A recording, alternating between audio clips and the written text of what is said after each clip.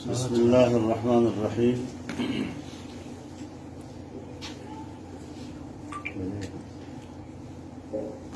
حکومت نے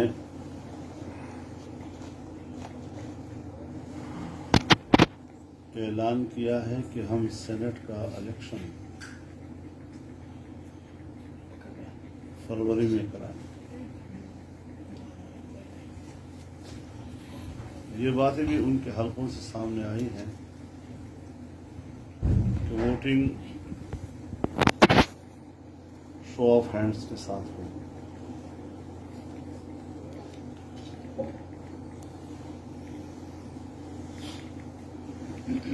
آئین کی روح سے الیکشن کرانا، ان کے شیڈول کا اعلان کرنا، ان کی تاریخوں کا تعین کرنا خالصتاً الیکشن کمیشن آف پاکستان کا اختیار ہے۔ حکومت کو یا جعلی وزیر اعظم کو کس نے یہ اختیار دیا ہے کہ وہ الیکشن کمیشن کی اختیارات پر قبضہ کرے، اس کے اختیارات کو خود استعمال کرنے کی ناجائز کوشش کرے؟ ہم الیکشن کمیشن سے مطالبہ کرتے ہیں کہ اگر واقعی وہ ایک خود مختار ادارہ ہے تو عمران خان اور اس کی کابینہ کے اس قسم کے فیصلوں یا اس قسم کے اعلانات کا سختی سے نوٹس لیں۔ انہوں نے آئین کی خلاف ورزی کی ہے، آئین کو سبوتاژ کیا ہے۔ شو آف ہینڈز کے ذریعے سے سینٹ کا الیکشن کرانا یہ آئین پاکستان کی نفی ہے۔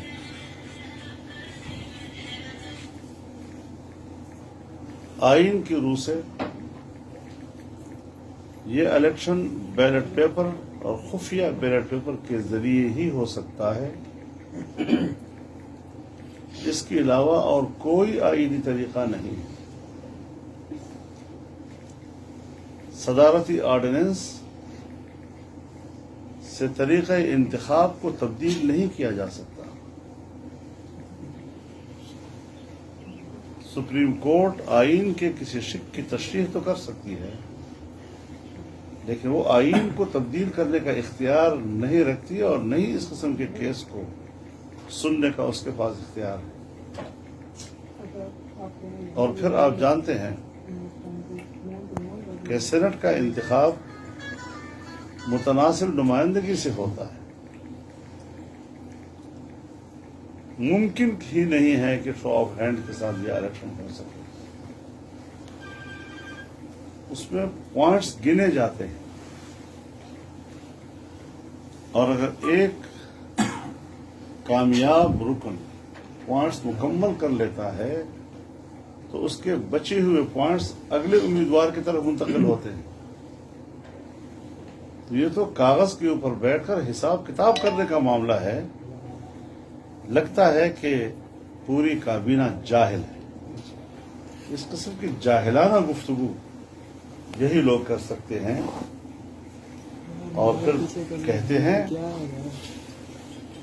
پی ڈی ایم استعفے نہیں دے گی، پی ڈی ایم کا استعفوں پر اتفاق نہیں ہے۔ اگر پی ڈی ایم استعفے نہیں دے گی یا اس استعفوں پر اتفاق نہیں ہے تو پھر آپ اس قدر حواس باختہ کیوں ہو گئے ہیں؟ آپ کا سر کیوں چکرا گیا ہے کہ آئین کی خلاف باتیں بھی کر رہے ہو اور جاہلانہ گفتگو بھی کر رہے ہو؟ تو اس حوالے سے یہ اس وقت الیکشن کمیشن کی ذمہ داری ہے کہ وہ حکومت کے اس قسم کے بونگے قسم کے بیانات، غیر آئینی قسم کے بیانات، آئین سے متضاد قسم کی گفتگو اور الیکشن کمیشن کے اختیارات کو اپنے ہاتھ میں لینے کہ اس غیر آئینی کوشش کا نوٹس سختی سے نوٹس لے کہ انہوں نے ایسی حرکت کیوں کی۔